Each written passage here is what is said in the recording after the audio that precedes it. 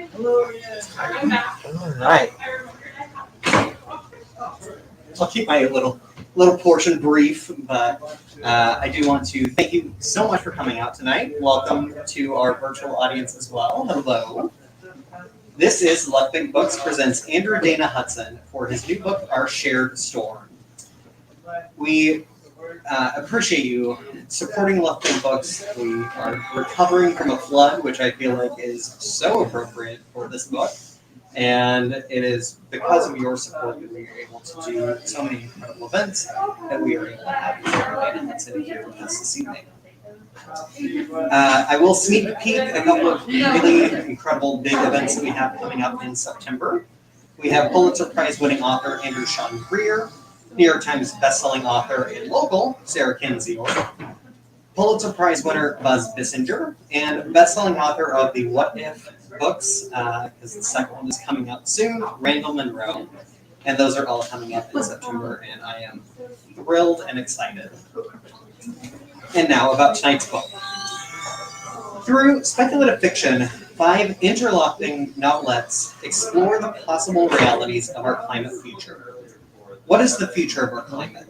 Given that our summers now regularly feature Arctic heat waves and wildfire blood skies, polar vortex winters that reach all the way down to Texas, and 100-year storms that hit every few months, or 500-year storms that hit every couple of months as well. It may seem that catastrophe is a done deal. As grim as things are, however, we still have options. Combining fiction and nonfiction and employing speculative tools for scholarly purposes, Our Shared Storm explores not just one potential climate future, but 5 possible outcomes dependent upon our actions today. Written by speculative fiction writer and sustainability researcher Andrew Dana Hudson, Our Shared Storm features 5 overlapping fictions to employ a futurist technique called scenario thinking.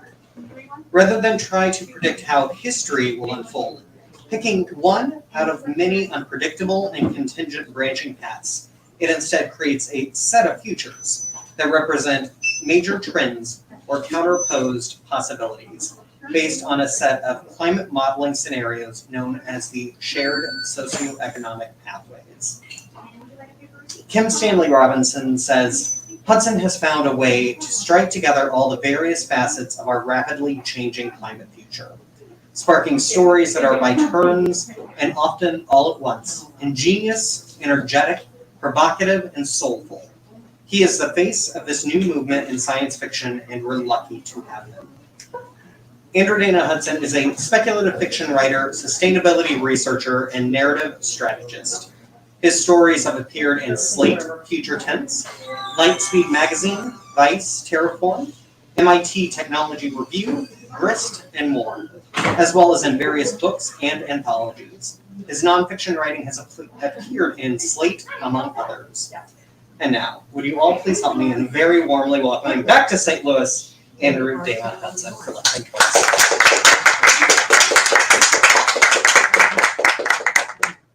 Okay, yeah, thank you.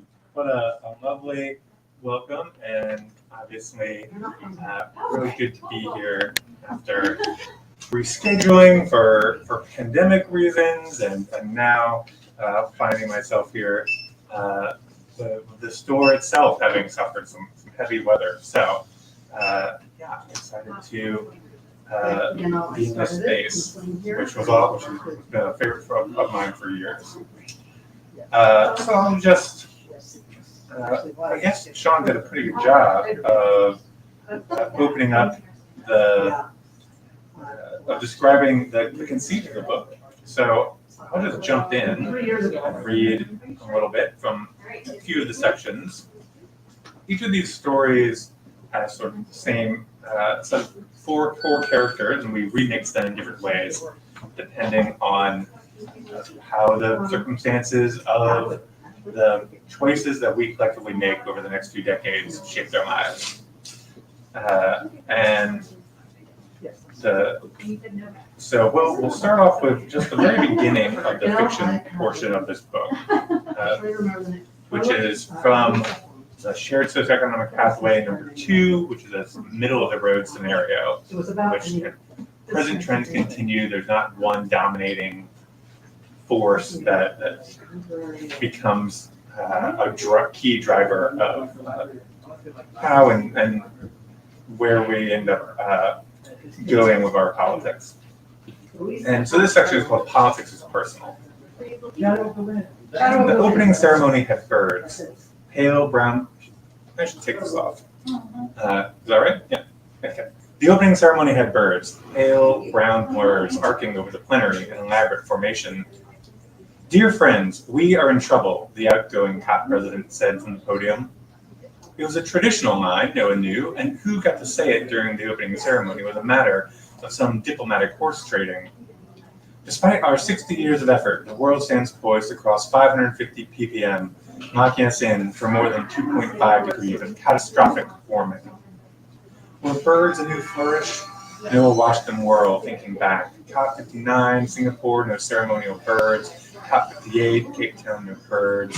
COP57, New York, definitely no birds, except the ones outside, the pigeons that had accosted him on Roosevelt Island.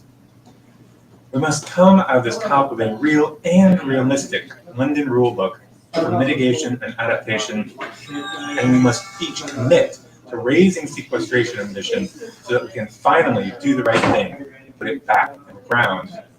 Scattered applause.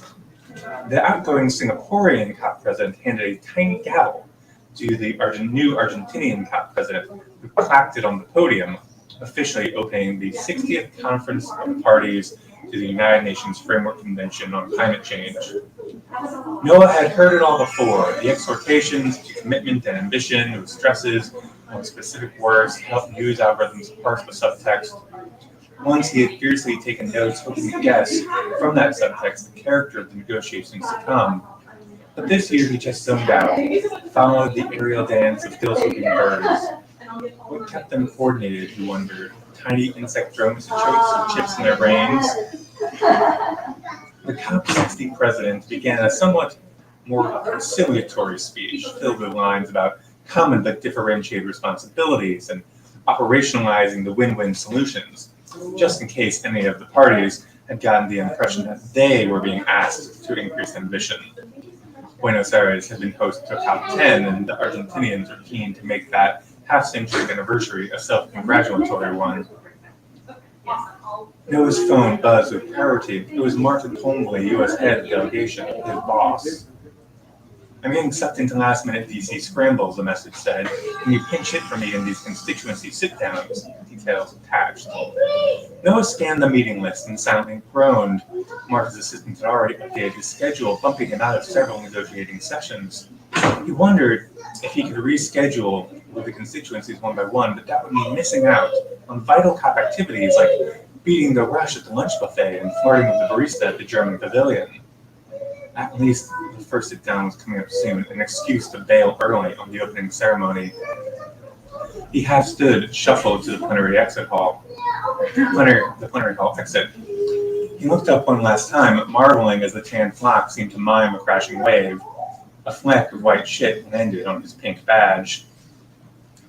So that sort of sets the tone for the first story, which is all about Noah and the way he engages with politics on this sort of very personal level, where small things like being hungry or bored or sick can have big sort of cascading impacts through the world's climate politics.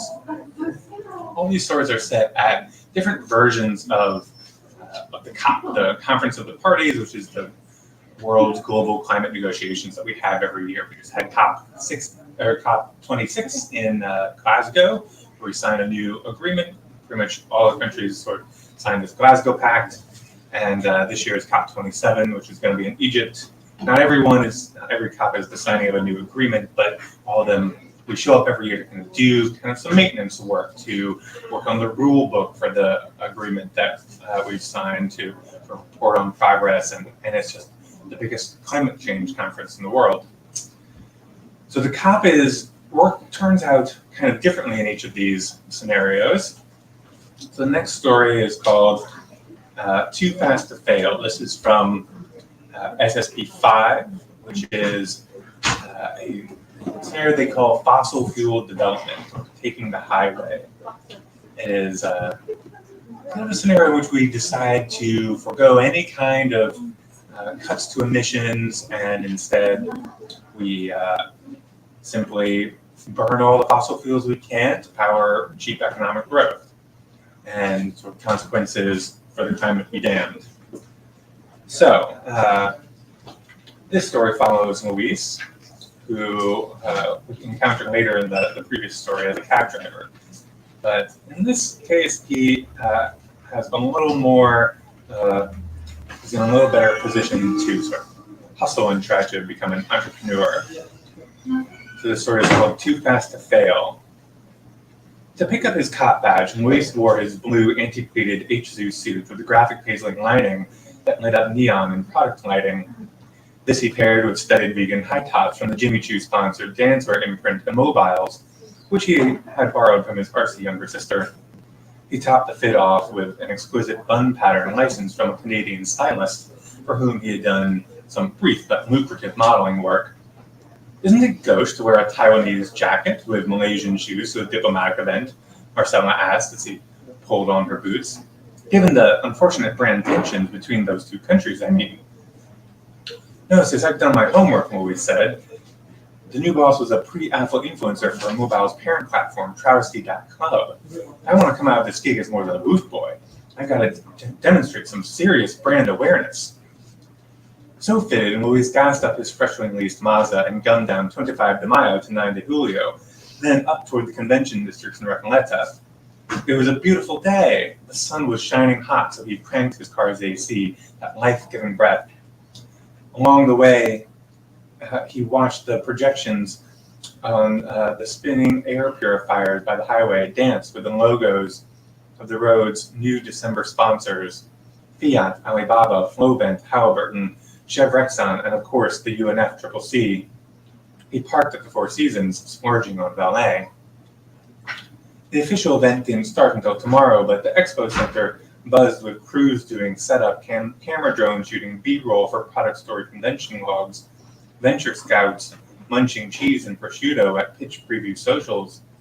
Luis, strutting with excitement, threaded around the workers and picked up his silver-banded vendor badge, then passed through security and into the main exhibit hall. Thousands of booths and pavilions gridded the enormous space. There were displays from every major company in the world, next to booths for hedge funds and public prosperity funds. Hundreds of startups bumping shoulders with half as many micro-angels. It was an incestuous mixing of enterprise and capital, all looking to either find or be the next product or platform to break new market ground on one of the 3 R's named in the UN's Growth for Earth goals: risk, recapture, redevelopment. On the ceiling above, a massive projection showed a sit-down between the new incoming COP president, the CEO of the Central Bank of Argentina, and an elegant-formed businesswoman with gray streaked hair. As he walked, Luis tuned into the audio on the COP Plenary podcast live stream. Our motto this COP is Dynamic Planet, Dynamic Markets, the COP president was saying. Can you tell us what that means for your investment ambition, Ms. Kapoor? To me, it means we need to spend aggressively to keep up with the weather, the woman replied. There's no use letting good capital sit and rot, so I'm going to be out on the floor tomorrow with cash in hand, looking to take the most aggressive solutions from zero to hero. Luis licked his lips. For 2 weeks, the booming climate sector was pouring a small sea of money and opportunity into Buenos Aires. Luis was stoked. He was ready to dip his toe into that water. In fact, he wanted to strip down to his Armani Exchange thong and dive straight in. So that gives you a sense of the attitude in that second story, and that scenario in which we damn the torpedoes full speed ahead on economic growth. So we'll move along. The third story is the inequality scenario, which is SSP4. It's a scenario in which we have some success with mitigating emissions, with cutting down to you know, with limiting how much climate change actually happens, but we have less success with adaptation because it just turns out to be very expensive to adapt to all these climate impacts. And that means that the rich people and the rich countries end up with a leg up on the poor people in the poor countries. And climate change becomes a driver of the inequality that we already see getting out of control today.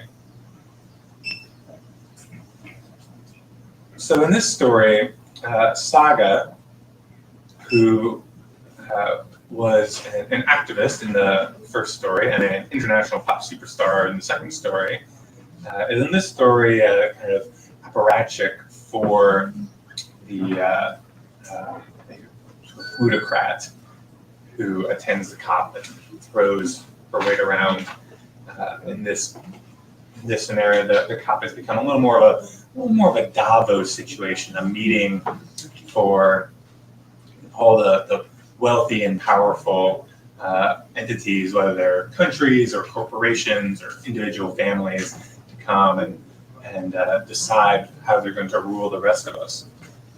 And Saga has been kidnapped, and by Luis, who we just met in the previous section, and who in this is a little more of a gang leader in the villas, which is the Argentinian version of a slum or a favela.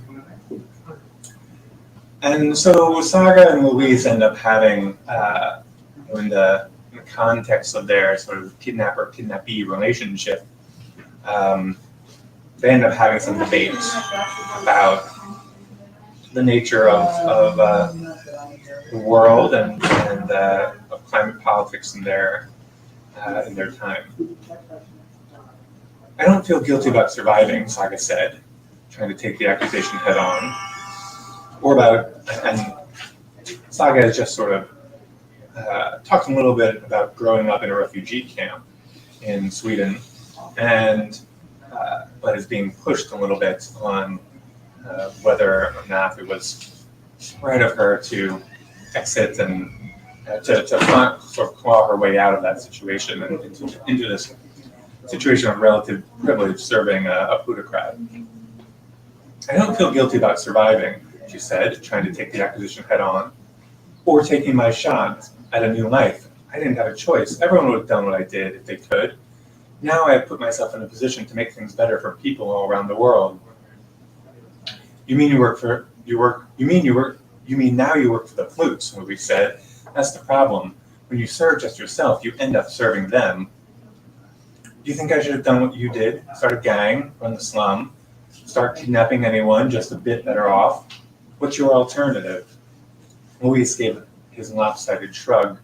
My alternative is solidarity. Until you have that, everything you do will just be surviving. I have solidarity with the future, Saga bristled again. We are close to getting the runaway train of civilization under control. The rationing of investments in Davos has swerved emissions drastically. And in another COP or two, we may have the political tools to begin deep afforestation and sequestration. That means a better, more stable future for both your world and mine. What else do you think the COP is for? I think everyone in your better future is going to wonder why my world didn't fuck up your world when we had the chance, before the walls went up. I know I do. 40 years of the powers that be doing nothing, and people just kept behaving themselves. Where was the eco-terrorism, the sabotage of pipelines, the power plants, the bombs at petrobanks, the COP held hostage at gunpoint? Saga took a moment to digest this. It was oddly a sentiment she had occasionally heard whispered by COP attendees as well, drinking champagne or scotch after hours, when long negotiations had worn down everyone's sense of propriety. I don't think that would have helped, she said eventually. You may not like it, but real climate action began when elites decided future generations mattered more than contemporary people who were already beyond saving. Now, if we are very lucky, our grandchildren won't have to go through what I did, what we did. When the storm passes, we can work on solidarity. It's only a storm for some, Luis said. You're still talking like you know us, like we're the same. But if you walked up to those big walls with that suit, and that badge, they're going to let you in. I don't think we're going through the same thing at all.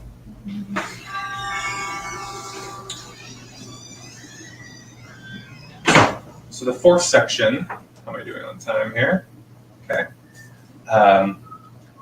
The fourth section is called Hot Planet Dirty Peace. It is the SSP3 scenario, which is normatively the worst. It's the one in which we have breakdown of international cooperation, in which we have huge challenges to both mitigation and adaptation. We don't manage to stop burning fossil fuels. We don't manage to meaningfully adapt to the heavy weather. And instead we fight. There's a lot of conflict over those sort of remaining fossil energy resources. It's called regional rivalry in the academic literature. And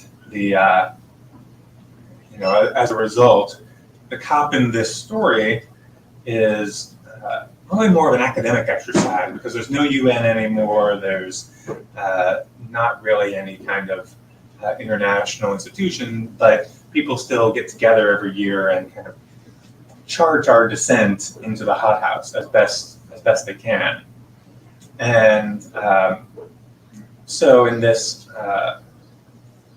scenario, we follow Daya, who is a climate researcher, and she and Saga, who's also a scholar. They were at the conference, but then a superstorm blew in, as it does in each of these stories, and they had to sort of make a run for it as the heavy weather brought on some heavier fighting. And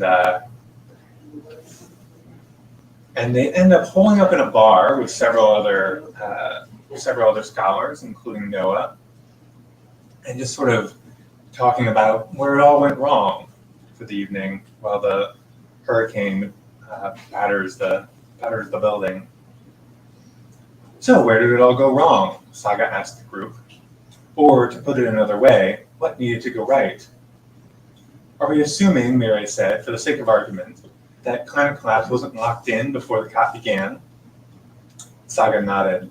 Yeah, some of the crisis was unavoidable, but surely we can all agree that there was a window where the right actions could have made some kind of difference. To borrow Noah's phrase from earlier, what would it have looked like if we had made good choices? Al Gore wins the Florida recount of 2000, Noah said immediately. He comes to the COP of a budget surplus and a public eager to unite after an exhausting election. And he actually pushes for more ambition, not less. He gets the US into the Kyoto Protocol. If 9/11 still happens, he uses it to snub Saudi Arabia and push a clean energy bill to get America off foreign oil. Renewables tech gets fast-tracked and spread worldwide, cowing the fossil fuel industry. Emissions start to seriously drop by the end of his first term. Whew, yes, let's get the America-centric fantasies out of the way quickly, shall we? Marie said. If only Hillary had won it, we would have stayed on track. If only Biden had got a second term, we'd have successfully course-corrected. If only Yang hadn't been assassinated. If only.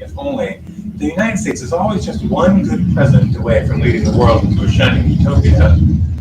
Never mind that if Gore had wanted to push harder, he had 8 years to do it with Clinton. Never mind that people thought Obama would save the planet, and then the US blew years of work at Copenhagen. She's right, Sheehan agreed. I don't think rewriting political history however we want is that useful of a thought exercise. We might as well say, what if the Soviet Union never fell and instead Gorbachev read Murray Bookchin and led the world into a harmonious eco-socialist utopia? Everyone looked at Borya to see if he'd register, an opinion that he just shrugged. Maybe it's more in the spirit of Saga's question to ask what we could have done better, Saga said, feeling a bit sorry for Noah and wanting to redirect the discussion. We mean the COP, the negotiators and organizers, the researchers and activists, everyone who preceded us in this institution. The parties could have allowed the IPCC to do a real study on the dangers of 1.5 degrees warming much earlier, Marie said. It seems quaint now, given what we're locked in for, but the 1.5 report really did change the conversation for a while. There just wasn't enough time to act on those new targets. But if we had the report a decade or so earlier, but wasn't the shocking timeline exactly what briefly activated people? Xian said. Anyway, the fact that there was so much resistance by some of the big countries to even talking about 1.5 seems to me to point to a deeper problem with the framework. Montreal Protocol, Boria said, rapping on the table with his knuckles. It was a blueprint for a completely different problem, built in many terrible things, demand for consensus, no enforcement mechanism. I think you're onto something, Saga said. Fixing the ozone layer was possibly the peak international achievement, yes? A clear agreement at Montreal and a smooth transition. Maybe the framers of the UNFCCC got overconfident. I don't blame them for wanting to build on what works, though. But everything was different about climate change, Mirai said. The politics were different, the economic impacts were different, the freaking chemistry was different. It's crazy to think they could just use the same process. Boria nodded vigorously. And they had a clear symbol to help people understand the stakes, Xian said. The picture of the hole in the ozone layer. It was new and scary. Climate change was scary. Storms and droughts weren't actually new. And our crowd kept changing the name of the problem. Global warming, climate change, climate crisis. Everything change, everything crisis. Nothing stuck. It always comes down to communication, Murray said. The research community thought they could just do the science. And people, governments, someone would act. Maybe they believed staying above the politics would preserve their credibility. What they needed to do was wade in and learn how to talk to the public about what the science meant to their lives.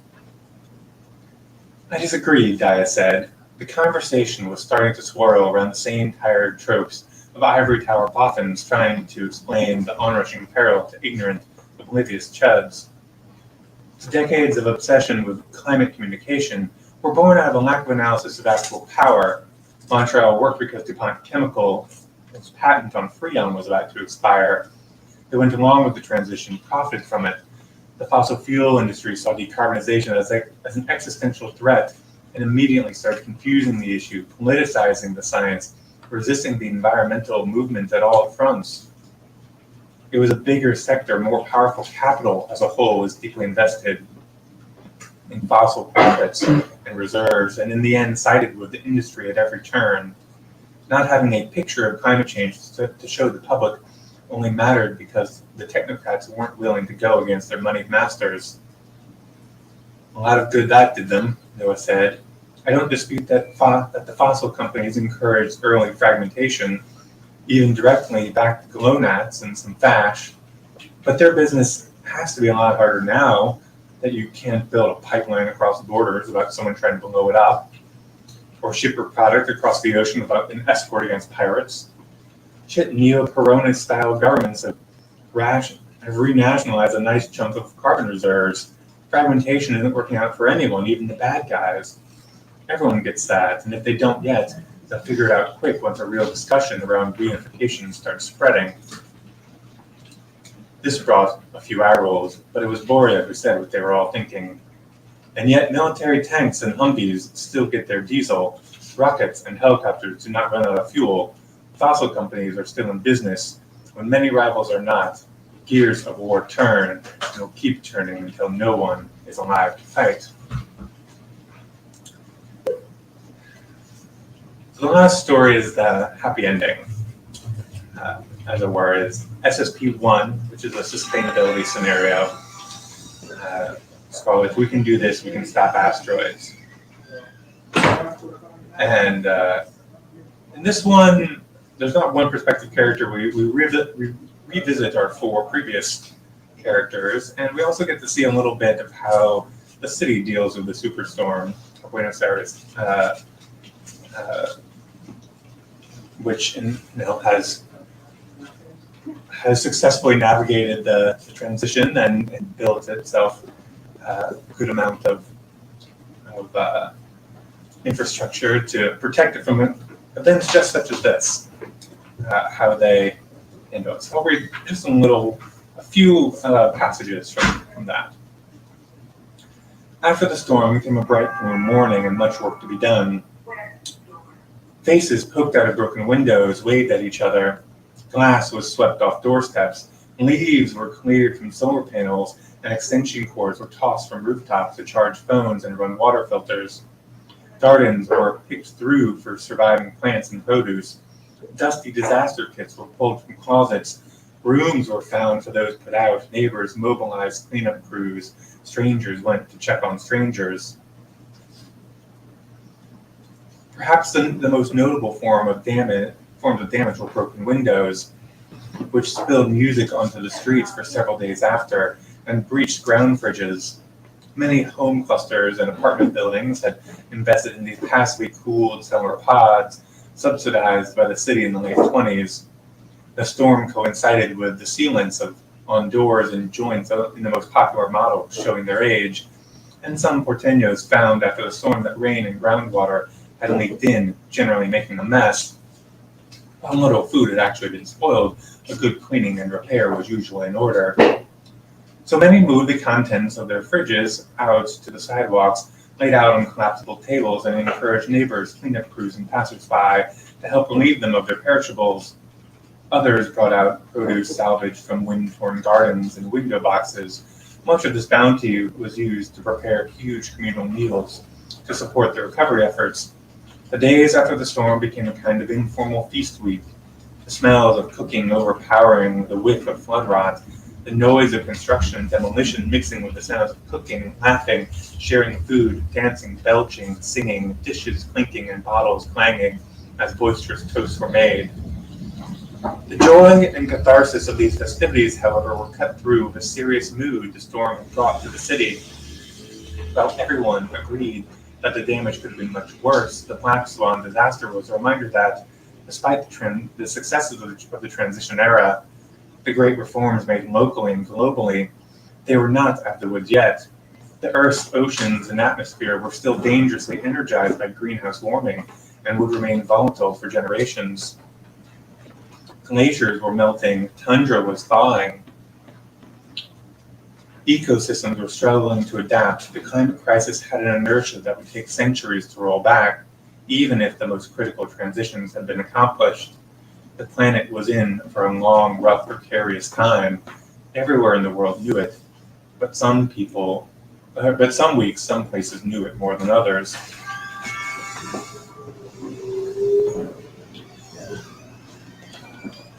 All this activity, the cleanup, the grid repairs, the feasts, the window and fridge replacements, the midwifery classes, the interest in the COP, the engagement with big questions of planetary management, none of it was smooth or evenly distributed. The effects of the storm played out over months and years, different from neighborhood to neighborhood, sprawling beyond the city, the continent, the single conference. There was no single story of the storm any more than there had been a single cloud or drop of rain or gust of wind.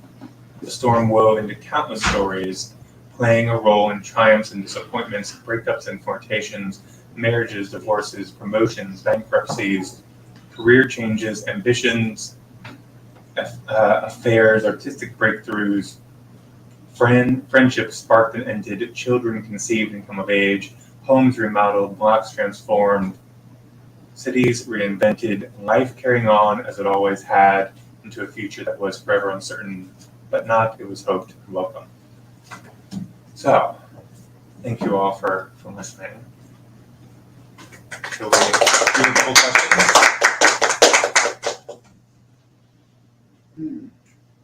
I don't know if folks online can make questions, but we don't have someone manning the laptop at the moment. In the last story, you have a coming global tax on the rich, that they can invest their money in global stuff right now, or you can have it taken away from them. Talk a little bit more about that. Yeah, one of the scenes in the last story features Daya, who comes from a very rich family, talking to a bunch of other rich people about funding, sort of voluntarily handing over their assets to help fund some big carbon drawdown projects, some big carbon direct air capture and carbon storage projects to get the carbon out of the atmosphere. And so there's sort of reference to a kind of, carrot and stick approach, right? Sort of trying to convince these people that it's actually more of a hassle than to have all this capital that they have to, that is sort of under their private ownership, that it'd be better to be controlled by this planetary trust that has taken on climate repair and a bunch of other projects eventually, like sort of provisioning basic needs for everyone on the planet and doing sort of what the title of that story does, like defending us from asteroids, Armageddon, Deep Impact style. So yeah, I think, I actually had a piece about this in Jacobin last week. I think that global wealth tax is the best, fairest way to fund something like climate repair. Right? I mean, not just decarbonization, but building a big infrastructure and apparatus to try to try and draw down the amount of carbon in the atmosphere, so we can stabilize, not at this really volatile place like 2 degrees hotter than we were at industrialization, but to kind of roll us back to a somewhat more temperate climate. Because we're finding just that we've had 1.1 degrees of warming right now, and we're finding that's actually kind of bad. It's like we have climate events that are really deadly and destructive all the time, and it's going to be orders of magnitude worse at 2 degrees warming or even 1.5. So I think we want a better climate, that not just to sort of stop the train, we've got to roll it back, hit the reverse gear. But the problem is that if you take a ton of carbon out of the atmosphere, the benefits of that are distributed all over the planet in just, they cross borders, right? We can take a ton of atmosphere out of the air here, but it pays, we're paid back in hopefully avoided storms and droughts and damages and heat waves here, but also, everywhere on the planet, and distributed in really uneven ways. So, it's really hard to figure out who the customer for climate repair is, right?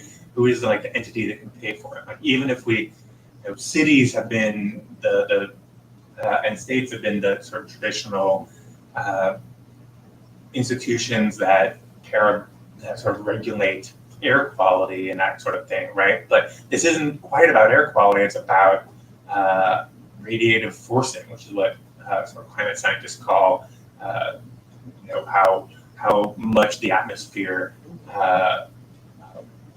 sort of warms, how much heat is being trapped by the atmosphere. So because it goes beyond borders, I think that having this kind of global wealth tax would be the best way forward, and would help us also draw down the kind of inequality that right now is threatening to be really made worse by climate change, and that has been a key driver of climate change. The richest 1% contribute way more emissions than millions of the poorest people on the planet. Right? The richest 10%, I think, contribute as much emissions as the poorest 50%.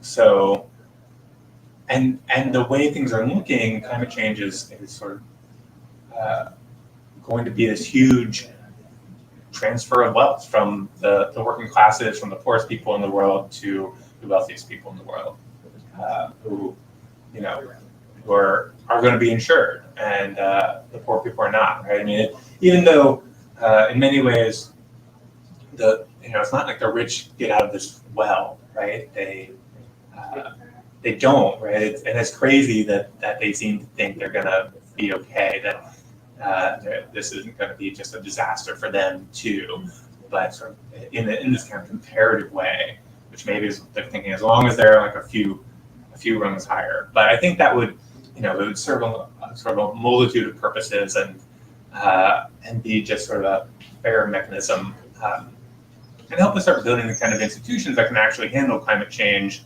And one of the things that's really hard about tackling it as a problem is this cross borders situation, and the way that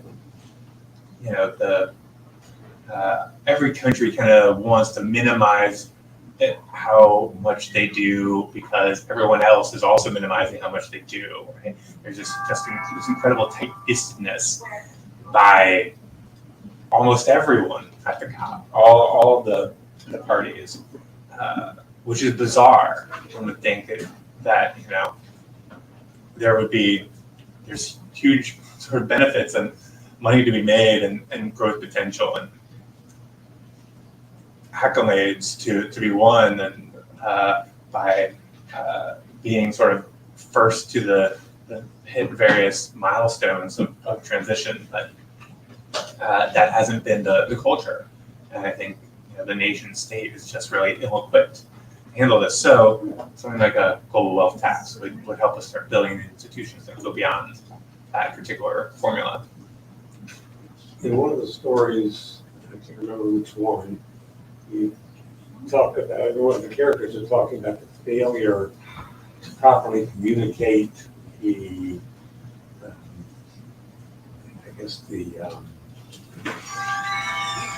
the extent of the nature of the problem that we're actually facing. We're listening to the scientists. The scientists aren't currently doing effective. I don't remember the exact way it came out of the story, but I think it meant we're either not listening to the scientists, or we're not hearing what they're saying, or they're not communicating effectively with us. So what are the communication methods maybe that could be used that are not being currently used to help people understand the true danger we're in right now? Well, I'll say the caveat that I have my characters talk for me a little bit, and in some of these parts, and Daya says that she's skeptical of communication of climate communication being sort of the core of the problem. That if only we had convinced people that there was a danger, then they would have mobilized and they would have gotten their politicians to do the right thing, right? As opposed to the fact that there's incredible power disparities between the public and corporations and wealthy donors and different kinds of sort of political interests and kind of the infighting that dominates so many democracies that lead to the politicization of these questions of survival. What should be questions of sort of survival, and it's good for everyone to stop climate change. So the questions of power, I think, are oftentimes more salient. But I wrote this as an effort in climate communication, right, to help people understand climate change, to help them understand the institutions that are trying to tackle climate change, to help them understand tools that these institutions are using, like the SSP scenarios, to help them feel like they understand the culture of meetings like the COP, because what goes on there, the decisions that get made there affect all of us, affect every person on the planet and every generation to come. And yet, it's a big event, right? Thousands of people go, but that's not everyone on the planet, right? But we should all have at least an understanding and hopefully a say in what goes on there. So I think climate fiction can be really powerful. I think there's a bunch of copies of Ministry for the Future here, Kim Stanley Robinson's big sort of climate transition book, and that I think was full of ideas and arguments, and I think it's really effective. And hopefully, all over the media, but we can find mediums to get these sorts of messages out there. But it's really hard because there's also a huge for decades there was a huge counter narrative created very deliberately by Exxon and similar companies, but particularly by Exxon, right? I mean, those are the board of Exxon should be like tried at The Hague for crimes against humanity because of their like narrative crimes. Just such a weird thing to say, but propaganda really was that powerful, and the sort of influence they had on politicians was really powerful. So were we listening to those scientists at that time, but we're not listening to today's scientists? Well, you mean like Exxon scientists? Yeah. Well, I mean, Exxon didn't have scientists, right? They had cranks that they paid to go up and claim that climate change was a hoax, right? Or that there was a lot of doubt, right? I think the point is like listening to the scientists is not actually sort of fully a sufficient advice, right? One can do that and not then have a strategy for sort of political change, not be able to sort of people can hear that and then not know necessarily how to prioritize, right? Because the scientists go up and talk about one thing, right? They don't go up and say this is more like they're not. It's really hard for a scientist who are necessarily like specialized to go up and say, well, climate change is really important, and it's so important that we should prioritize it over XYZ other things that the government might spend money on, right? I mean, some of them do certainly say this, right? Like, we should not spend money on the military, we should spend money on climate, on climate decarbonization and climate action. But, those are like decisions that are then left to politicians to like prioritize based on the vague senses they get from constituents. So, it's figuring out, how to get money to the things that need money is sort of goes beyond just listening to the scientists, unfortunately. But the scientists have gotten better at talking about it too. That's just the factors. There's been a huge reckoning about that. Hopefully every little bit helps, right? We need a huge cultural mobilization as well as a huge material mobilization.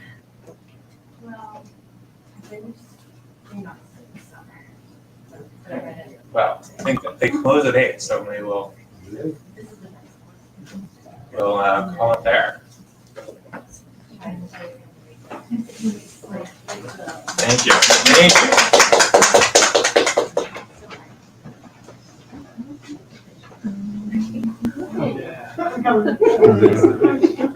No, I was looking for questions.